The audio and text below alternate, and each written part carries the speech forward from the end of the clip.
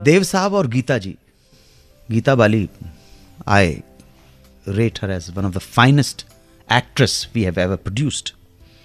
साथ काम कर रहे थे. ये बात है फिल्म जाल की शूटिंग के वक्त की.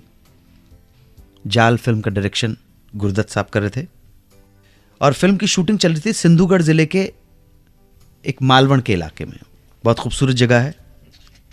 एक तरफ बड़े बड़े पहाड़ और दूसरी तरफ समंदर. इस फिल्म में केन सिंह साहब भी काम कर रहे थे. एक दिन जब देवानंद का शॉट खत्म हुआ तो वो सिंह साहब से मिलने चले गए. जब देवानंद केन सिंह के रूम के अंदर गए तब उन्होंने देखा कि वो अपनी सीट पर बैठे कुछ पी रहे थे. उन्हें देखकर देव साहब ने उनसे पूछा कि काका ये क्या पी रहे हो?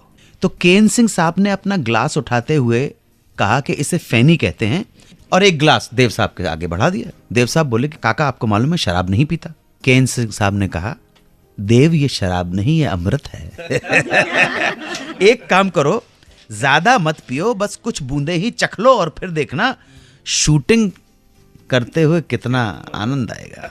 देव साहब इस प्रेशर के आगे झुक गए और जहां कुछ बूंदे चखने की बात हुई थी वहां देव साहब ने फैनी के 2 पूरे भरे हुए गिलास गटक डाले.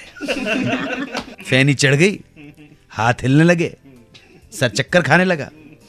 तभी एक असिस्टेंट पास आया और बोला आपका शॉट रेडी है. शॉट बीच पे लगा हुआ था. समंदर में लहरें उफान पर थीं. गुरदत्त साहब को ऐसे ही सीन की रिक्वायरमेंट थी. उन्होंने देव साहब से कहा सीक्वेंस ये है कि तुम्हें गीता का हाथ पकड़ना है और पानी में चलते हुए जाना है और जब पानी घुटने तक आने लगे तब तुम दोनों को पीछे पलटकर कैमरे के अंदर देखना, उसके बाद में शॉर्टकट कर दूंगा. देव साहब ने हामी भर दी और गीता बाली का हाथ पकड़कर चल दिए पानी के अंदर.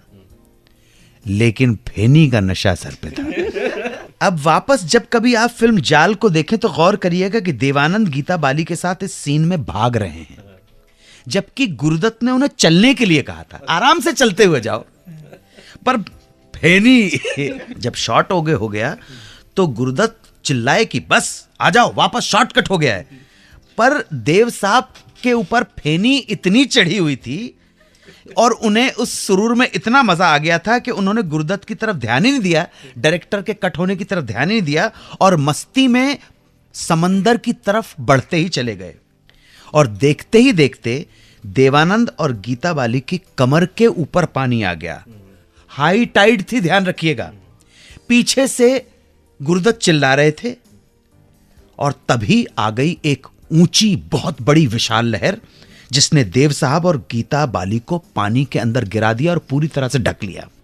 अब मौके की नजाकत को समझते हुए गुरदत्त और बाकी के क्रू मेंबर्स पानी की तरफ भागे और किसी तरह से उन दोनों को पानी के अंदर से खींचकर बाहर लाए. जद्दोजहद के बाद पानी में डूब गए थे लोग. जब तक इन दोनों को पानी से बाहर लाया गया तब तक पानी नाक और छाती में चला गया था, पेट में चला गया था पानी और इमरजेंसी की सिचुएशन हो गई थी. और जब हालत नॉर्मल हुए, जब देव साहब को होश आया और उन्हें अपनी इस हरकत का पता चला तो वो माथा पकड़ के बैठ गए होंगे. तो याद करते हुए देव साहब को और गीता जी को सुनते हैं जाल फिल्म का ये गीत. सुपर्ब कंपोजिशन है ये रात ये चांदनी फिर कहाँ, सुन जा दिल की दास्तां. 92.7 बिग FM पर आप सुन रहे हैं रेडियो का number 1 show Suhana suffer with Anu Kapoor.